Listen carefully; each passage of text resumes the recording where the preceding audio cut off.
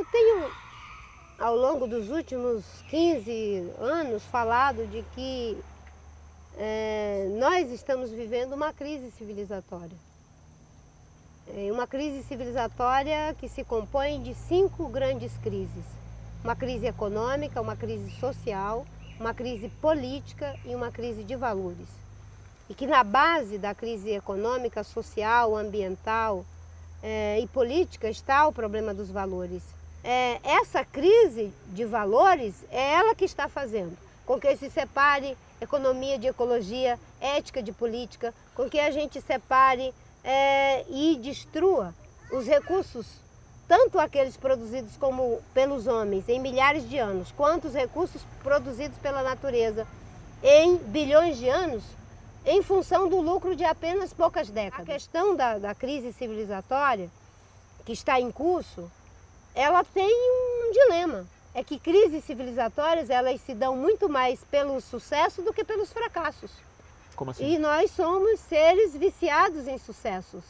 Não é? As pessoas, quando elas fazem uma determinada operação que lhes dá uma compensação, seja ela econômica, seja ela estética, seja ela política, seja ela afetiva, seja ela cognitiva, a tendência é repetir a operação.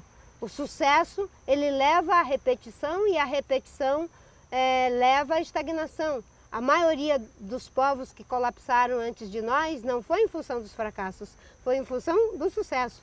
Por exemplo, Roma colapsou, tem muitas razões, mas uma delas era o sucesso de ser um empreendimento bélico que dominava avassaladoramente povos, culturas, e isso foi fragilizando o tecido social, a identidade política e cultural, que levou à própria derrocada. O que nos faz hoje viver essa crise? São as respostas positivas. O problema das mudanças climáticas. Tudo para existir precisa de energia. Antes, no começo, como diz o Riffiger, o homem acumulava energia no seu próprio corpo. Conseguia uma fruta, enfim, uma raiz, um bisão, comia e corria atrás de outro, antes que a energia acabasse. Depois ele fez uma revolução, conseguiu acumular energia no celeiro, cultivando as plantas, enfim, o processo agrícola, e no puleiro, no chiqueiro, né? Domesticando os animais. E isso foi uma revolução.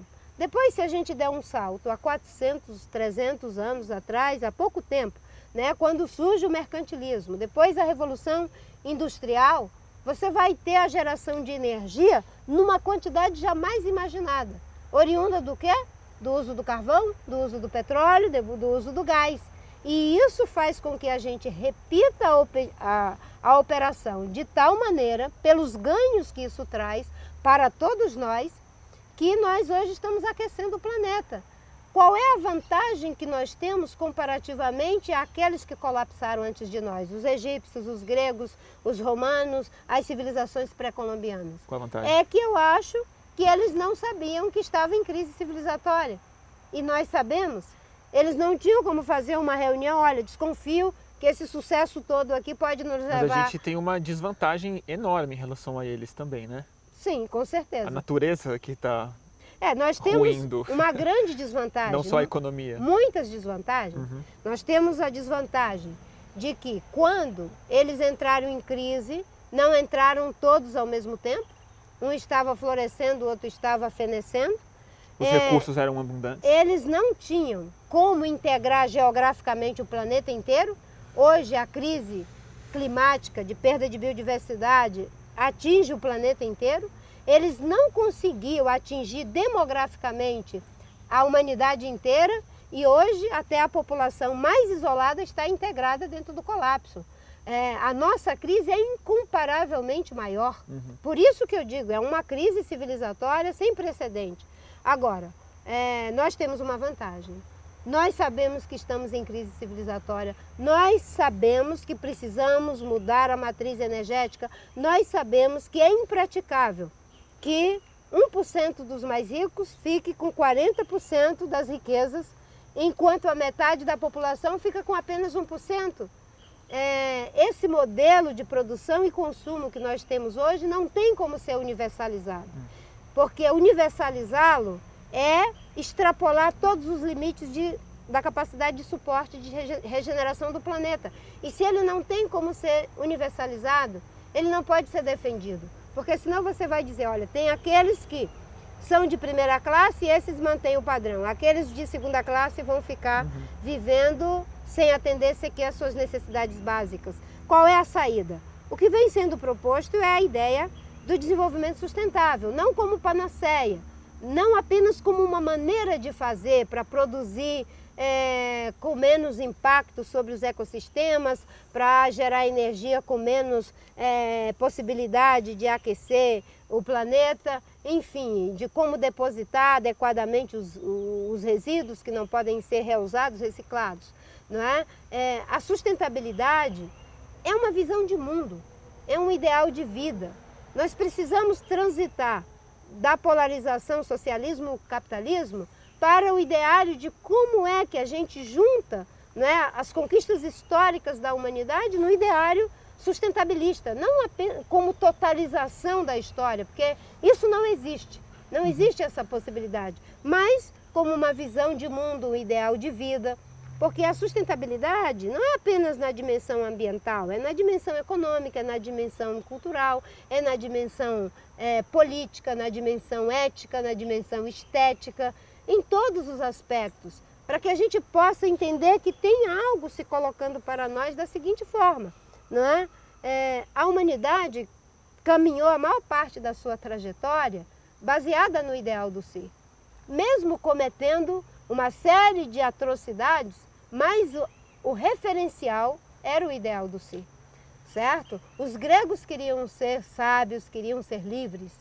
e querendo ser sábios e livres, eles criaram a democracia.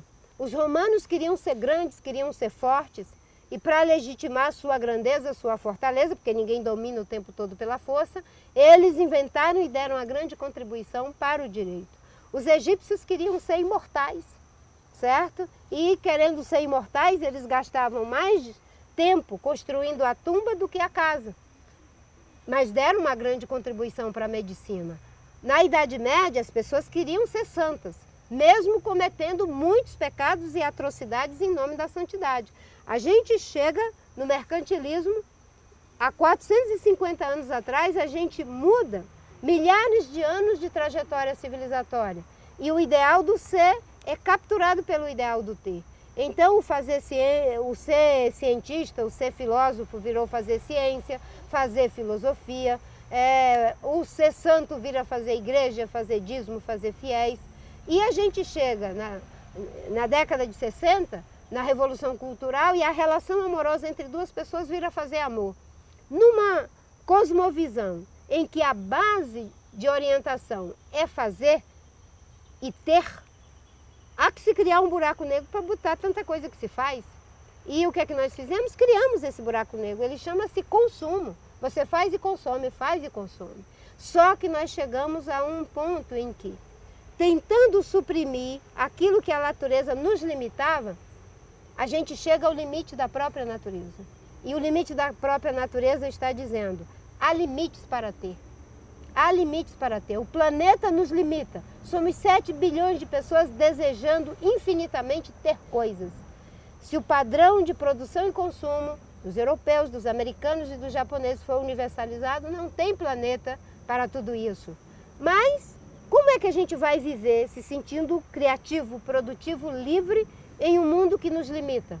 Só se nós fizermos um deslocamento e introjetarmos o ideal do ser. Porque há limites para ter, mas não há limites para ser. Não há limites para ser o melhor entrevistador, não há limites para pintar o melhor quadro, não há limites para dar a melhor aula, não há limites para ser, mas há limites para ter. Então, nós precisamos nos reconectar com a nossa infância civilizatória, não é? E talvez isso possa ser o caminho. A pergunta que se coloca é, o que queremos ser?